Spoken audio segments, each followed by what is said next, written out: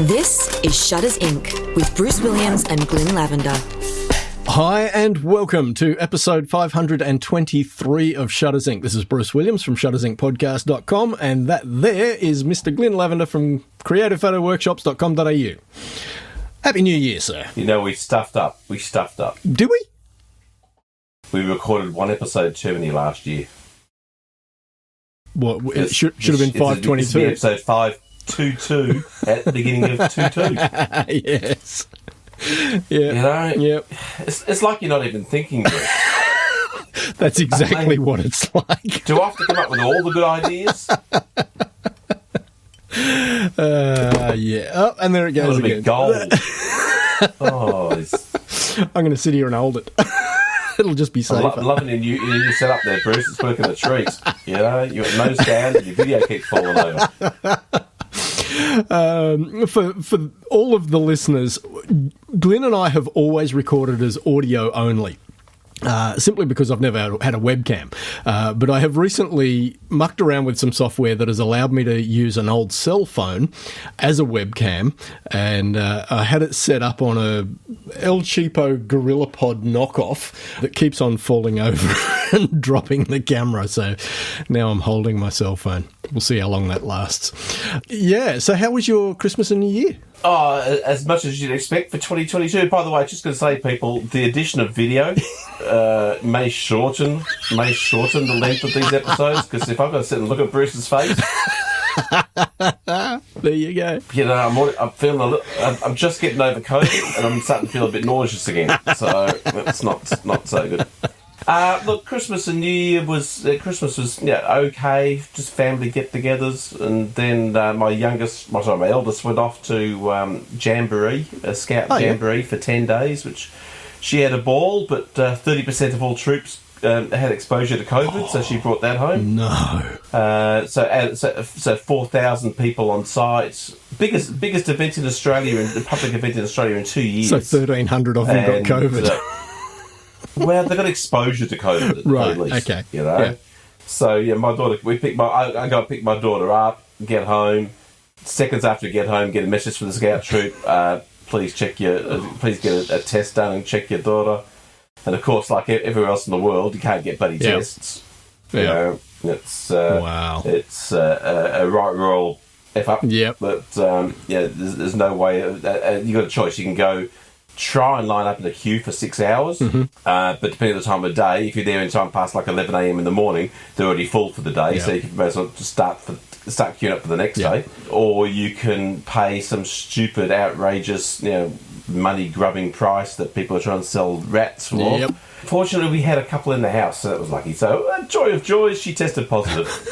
So it was joyful. It's like, and the worst thing was, my youngest daughter, who's had almost nothing to be able to do this school holidays because of just the way things have worked out, she finally got a chance. Her best friend, she'd been invited to her best friend's house to stay the night, and they were going to go to this big light show, this big Christmas light show or post-Christmas light show at this big water park. So she's just exploding. Yeah.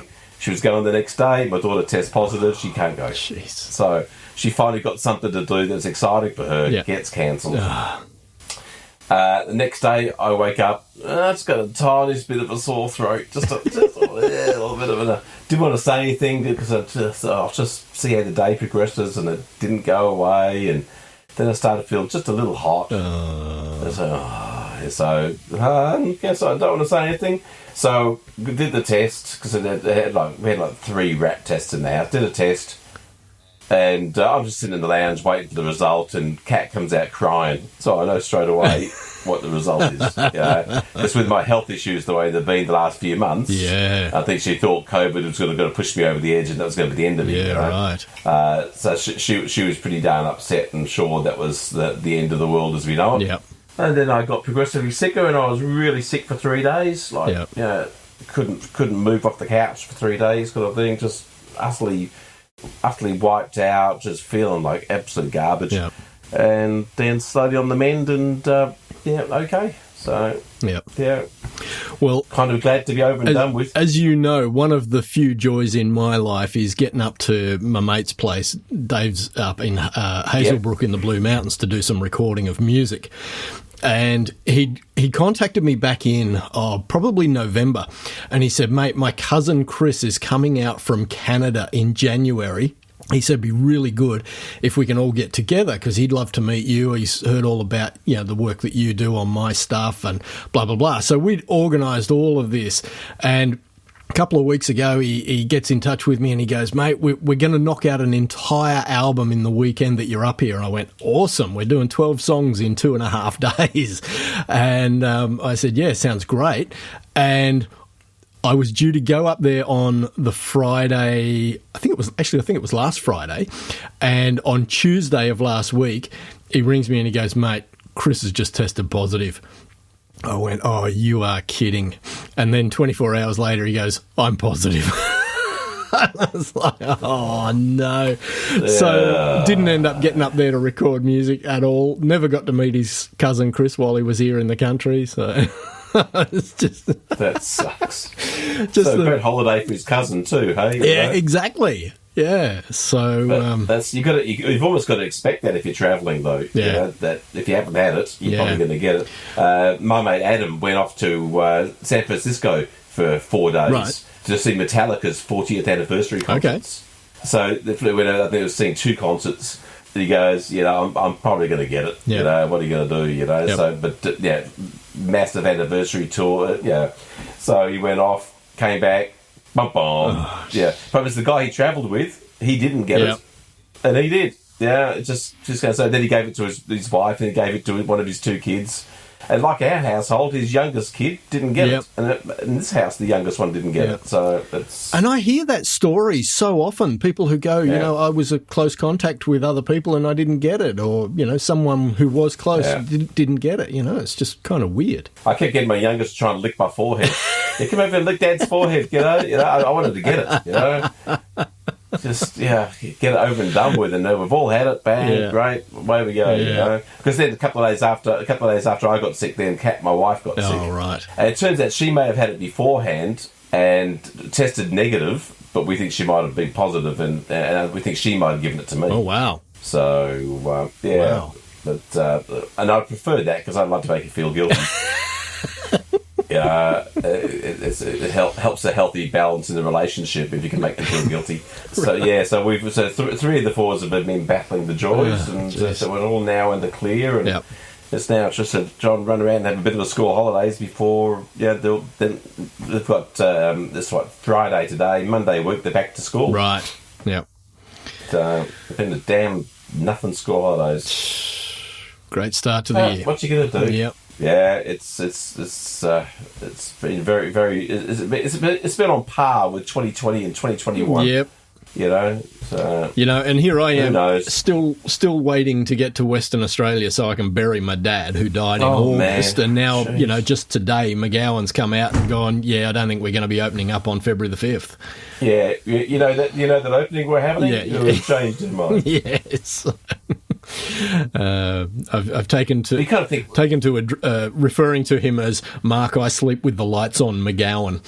So is that a shadow? I don't. There's just delaying the inevitable. So I just don't know, what the benefit in long term is going to be. To try and you can't isolate from a virus forever. No, and the ridiculous thing is they've only had 50 odd cases in the entire state, and already their health system's overrun. It's like, how are you going to cope when it actually gets out of the and really starts spreading?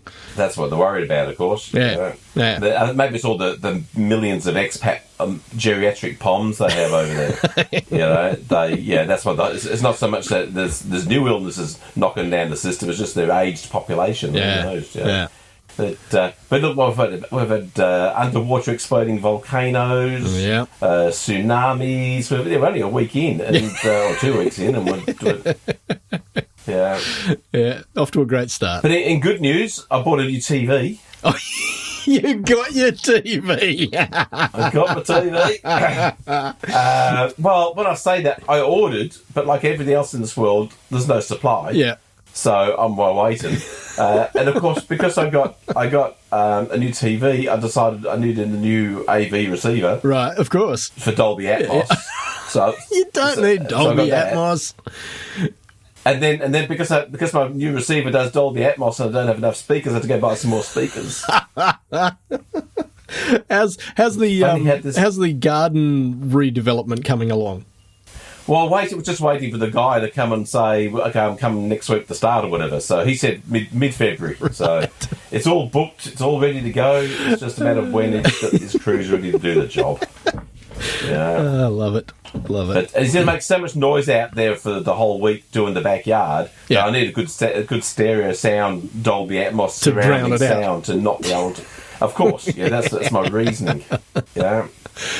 Of course, and then I wanted to buy a dedicated Blu-ray player because I didn't have a Blu-ray player. Yeah, all my Blu-rays I've been using my Xbox. Oh, okay. And but I wanted a 4K UHD Blu-ray player, so I started doing the research on that, and I pretty much settled my mind up and go right. And I was trying to say, look, you don't need a new Xbox because your Xbox works, but it doesn't do UHD play. So I go right. So I'm just about to hit order on the Blu-ray player. Yeah. Xbox dies.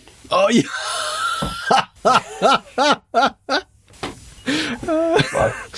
Your Xbox had FOMO. Oh God! So there's another piece of equipment that's going to be replaced hopefully this weekend. And then the dishwasher died. So we're having such a joyful start to the year, and there's nothing worse when everyone's feeling sick. Yeah, that you've got to then get up and do the dishes. Yeah, you've actually got to manually do the dishes. It's like, I just can't do this damn stupid crap.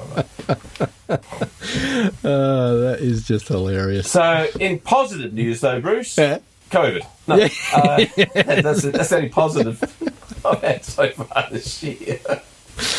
Oh God! Let's talk some photography stuff, shall we? Why? So we can stop talking about COVID. Dude, what have you got? Tell me, because I know you've been doing some extensive research this last 5 or 6 weeks. I've done nothing. Yeah. As I said, it's almost like we don't take this thing seriously. It's starting to look that way, isn't it? It's got that smell. Paul Sutton has sent us a few stories, and one was an F-Stoppers story about what format of camera should you be shooting with, and part of the argument from the guy who wrote this, Ivor Rackham, was that you should look at things like micro four thirds. Ivor Biggin. Ivor Rackham, Ivor Rackham. That you should be looking at formats like micro four thirds or medium format because few people are using those formats, and therefore that will, inspire you to do new things. And Joe Edelman was mentioned in the article, and as Paul Sutton said, Joe actually replied. By the way, if you can hear me with a bit of a froggy throat, it's because I had my booster shot yesterday. So Joe came back, and I'm not going to read all of Joe's reply because it was quite lengthy, but there were a couple of bits that I wanted to cherry pick. What, Joe gave a long-winded reply or something? His third paragraph, the initial suggestion that considering medium format or MFT, micro four thirds, for the reason that most people don't use them and that because of that you have the potential to expand your creativity and stand out from the crowd is, I'm sorry, Ivor, simply ridiculous. Later on in his response, he says, new gear can make your work easier. It can allow you to do things that you've not been able to do before, but it will never make your photography better. I assure you, in 50 years of shooting, I've yet to find the camera that improved my photography. I've just purchased a Sony A7R4A and several Sigma lenses, and I'll be using them in the studio. I am looking forward to sharing images shot on a full-frame 61 megapixel camera side by side with images shot on a 20 megapixel micro four thirds camera with a sensor that hasn't been updated in years to show that the 61 megapixel camera is not going to make my images better. Only I can say that. And that is what I've been working on for 50 years. It's about the process, not the tools. Good tools make it easier, but not better. Because all good photography is problem solving. This is coming from someone, it goes on and on. But anyway, I thought there was it echoes a lot of the things that you've said, Glenn, about, it's not the tool, it's the tool behind the tool. It must be very accurate then. If it sounds like something I would have said, it must mean because Joe's right. I mean, he's right. I mean, it's a argument at the best of times. Buy whatever makes you freaking happy. Buy what you can afford to buy and shut the hell up. Yeah. Yeah. Who cares a damn if you're using a bloody chisel and bloody piece of slate to do your art, or using bloody a Leica M11. You know, it's if you can't use the tool, it doesn't matter what you got. I know a guy, got a customer who comes to workshops who's got $50,000 worth of Leica gear. Couldn't take a photo to save his life. Doesn't matter what gear you've got. Gear only matters if you're skilled. Yes. Yeah, and towards the end of Joe's reply, he said, look up names like Neil Leifer and Walter Ius Jr. and understand that their images are on film without autofocus, many without motor drive, and none of them are retouched. One of the reasons they were so amazing at their craft, they didn't have the internet to distract them. Their love of photography never involved debating. It was about the doing. Just think of how amazing the images would be on social media if photographers actually took photographs passionately and stopped arguing over who knows best and what gear is better. which absolutely on point. Absolutely. I'm just looking through the comments here, and I'm going to need my popcorn for this one. Yeah. And then the next person, you might want a raincoat because it's going to be raining. Actually, it's torrential at this point. At this time. God. But yeah, somebody said, I was listening to a podcast, and some guy said, and it's not us obviously because this is an intelligent comment, they said that if you can't produce good photos with the gear you've got, new gear's not going to help you. Yeah. And that's spot on. Exactly. Exactly. Yeah. And I always say, one of the reasons I recommend Tamron so much is the money you save is money that you have to afford to be able to go and do something with your photography. You know? Yep.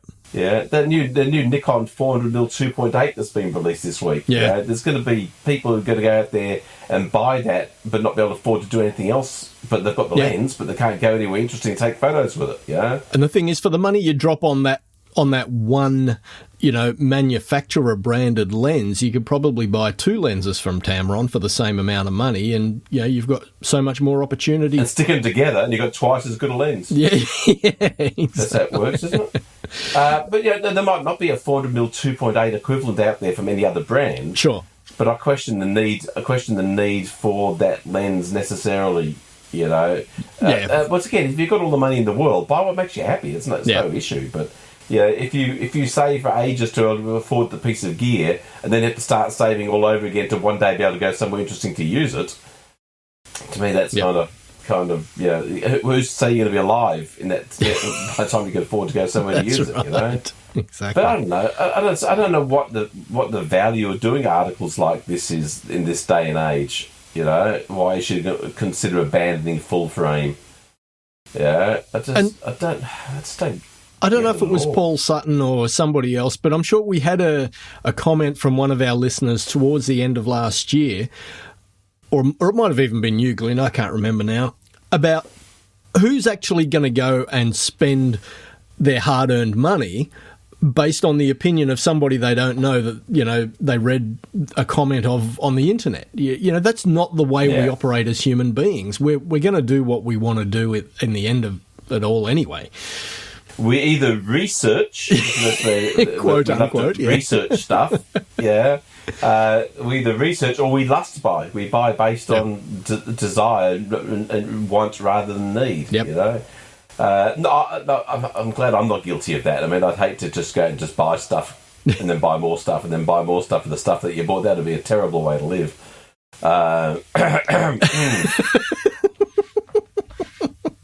Do you know, I've noticed something about my existing TV.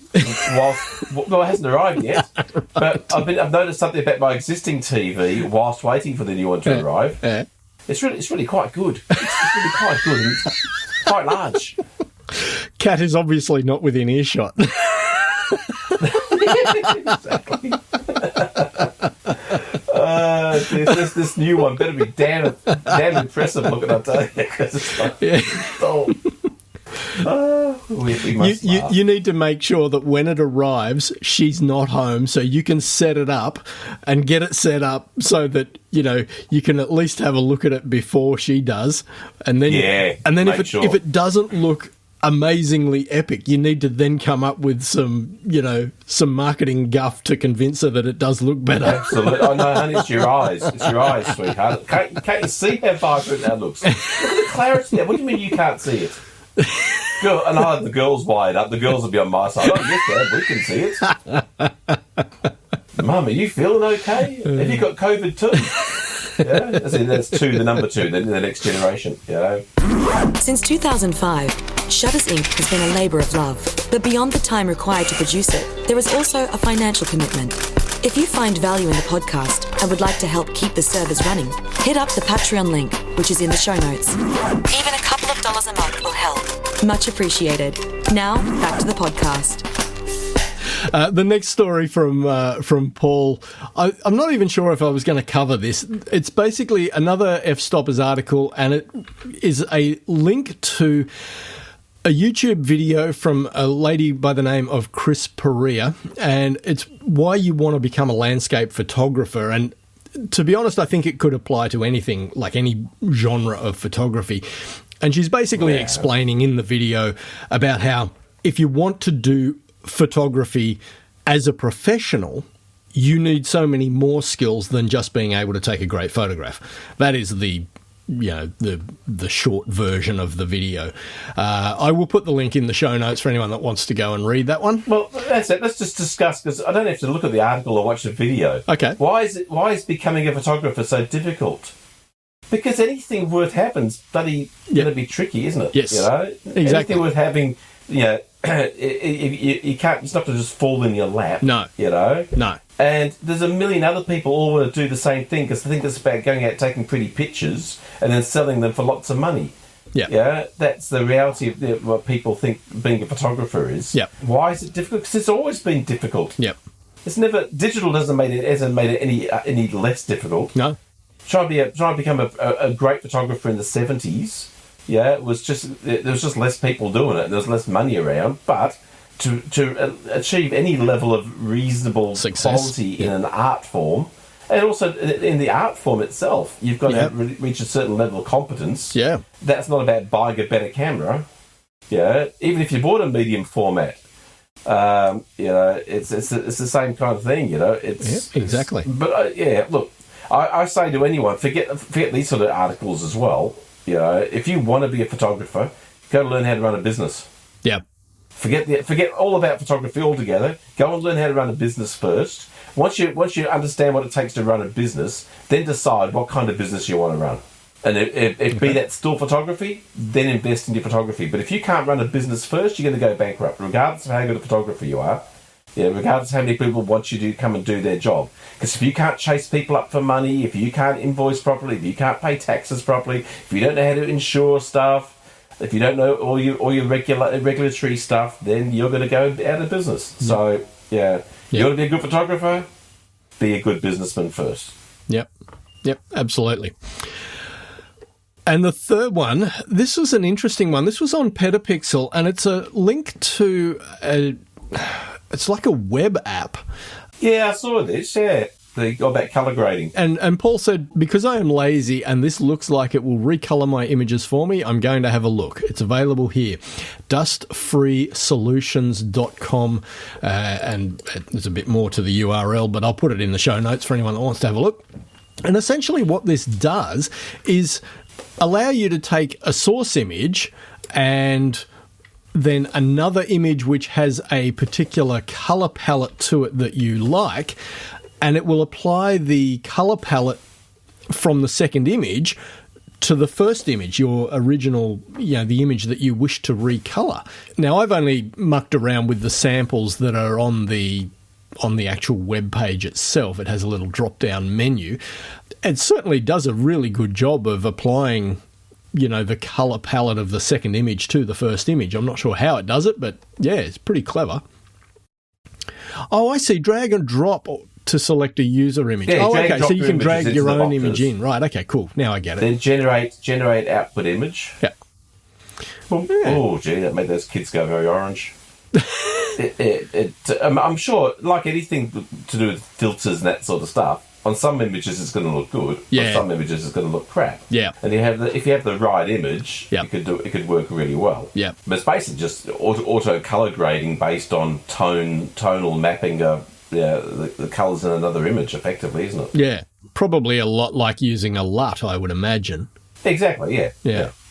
But Anyway. but the thing is, if you see an image on the interwebs that you like, and you don't have that particular tonal LUT available to you, it's a way of sort of cheating, I guess. Yeah.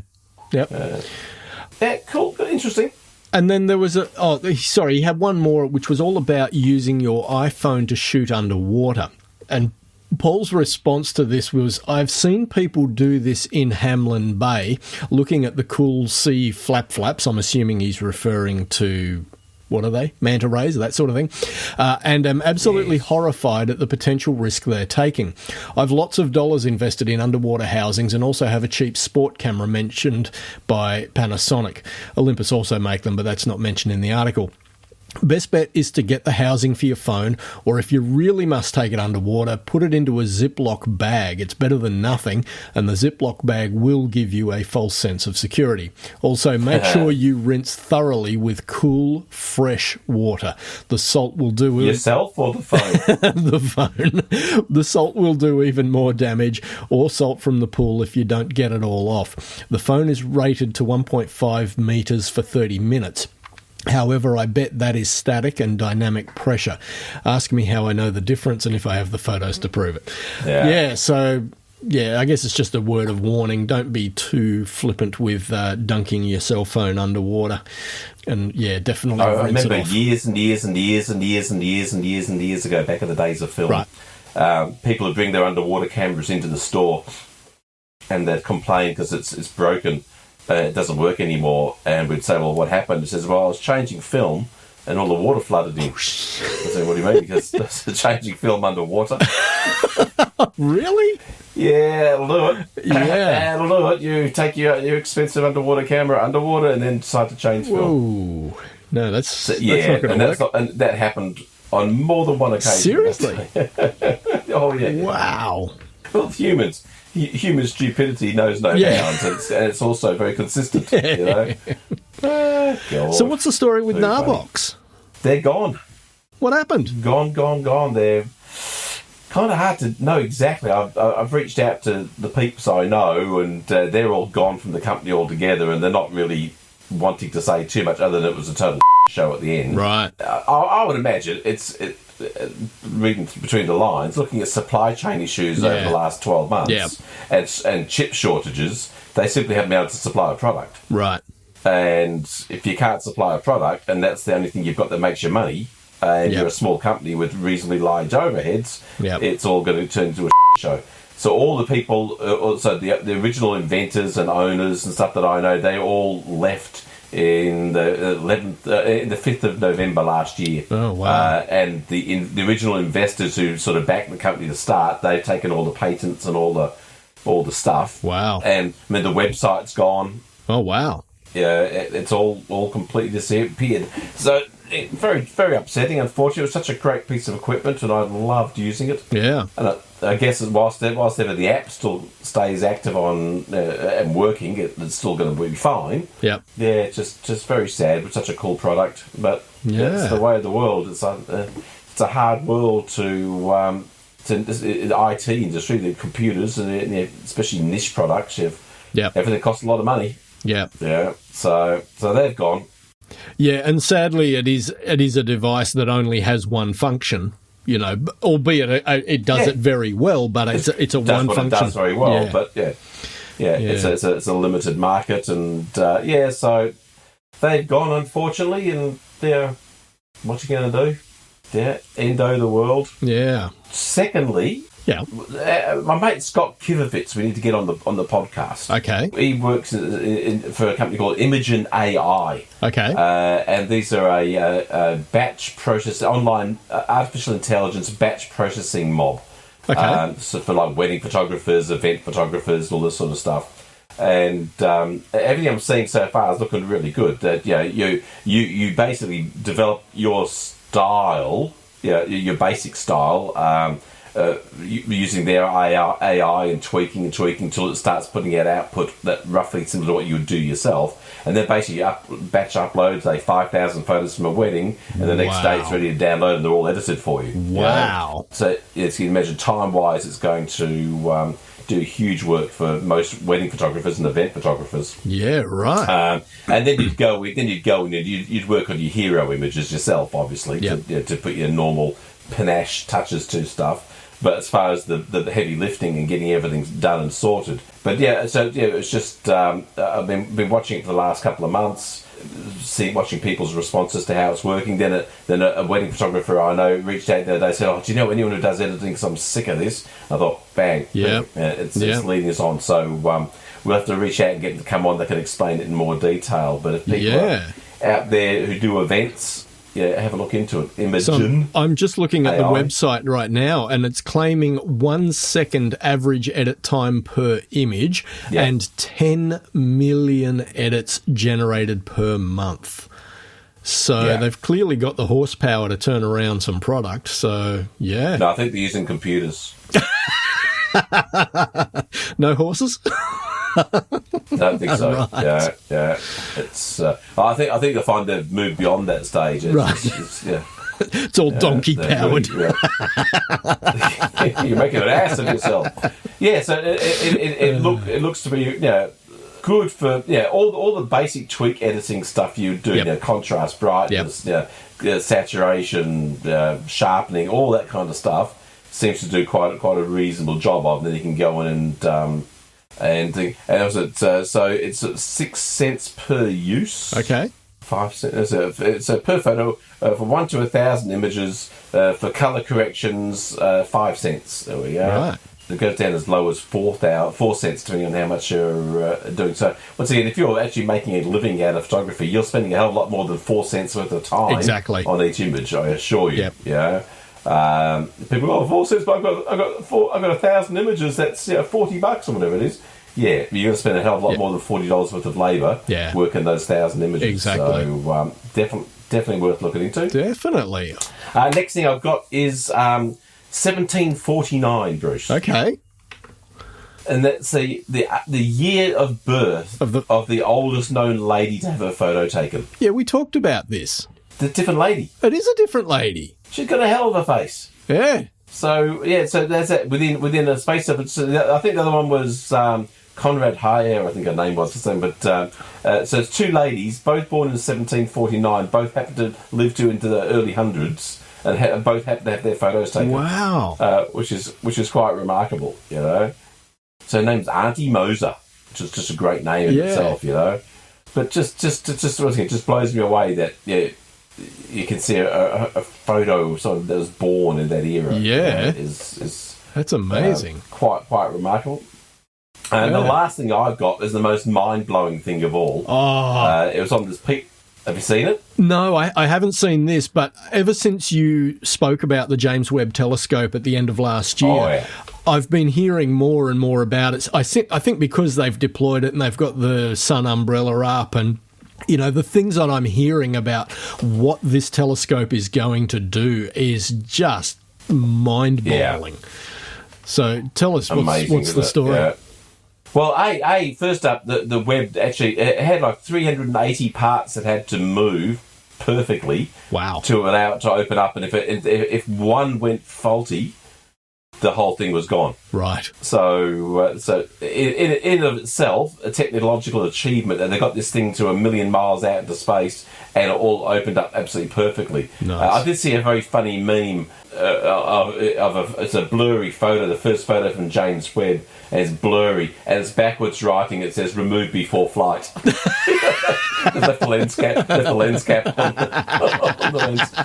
This particular thing though is really quite mind blowing. This guy's was doing a time lapse of a nebula in Orion, in Orion's belt, and during the time lapse, there's this tiny dot moving across the nebula Right. and it's the James Webb telescope going out into space. Wow. But it's in space. It's in who knows how far away from the Earth. Yeah. There's this tiny little dot just making its way across. No, like how you see a satellite moving. Yeah. It's like that moving across this very tiny portion of the sky. It is utterly mind-blowing feat of technology to be able to shoot something. I don't know if he meant to do it, because I just got blown away by looking at the footage. Yeah, right. So you've got to go watch that. It is really quite epic. Yeah, I think it was on This Week in Tech they were talking about it and saying that, because it is so much further out in space than where the Hubble telescope was positioned, because the Hubble was only,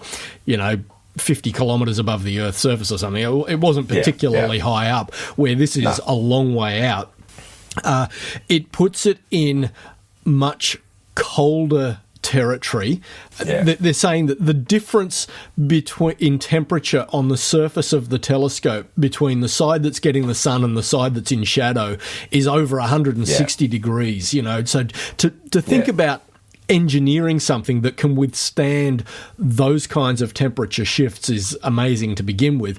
But then they were saying that because it's out in such cold space, it will be able to view parts of the cosmos that even Hubble wasn't able to resolve because of, fluctuations in the temperature of the space around it and all this kind of stuff. And it was just phenomenal. The more I've heard about it, mind-blowing. Yeah. Yeah, they're saying we get blown away with what Hubble can do, and that's 30 years old now or something. Yes. So imagine what this modern technology, resolving power. Yeah. It's going to be. Yeah, it's going to be something quite epic. Totally. Fun times. Yeah, so hanging out for that. Yeah, well, at least something good might happen this decade. Yes.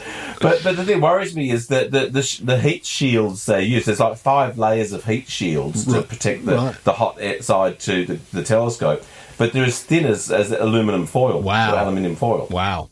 So you think even a tiny little micrometeorite will just go straight through it, Yep. So you kind of hope it doesn't have a lot of debris out there, because it's it'd be like the explosion in the French cheese factory. All that's left was debris. Boom, boom. Boom, boom. Well, mate. I'm going to go have some breakfast. This has been a way too early a phone call for my life. Totally. Good to talk to you. Happy New Year. You too, mate. Good to see you as well. Happy New Year, everybody. Yep. And there'll be more punishment from us as the year goes on. Absolutely. All right. Catch ya. Bye, all. You've been listening to Shutters Inc. For questions, comments and feedback, email theboys@shuttersincpodcast.com.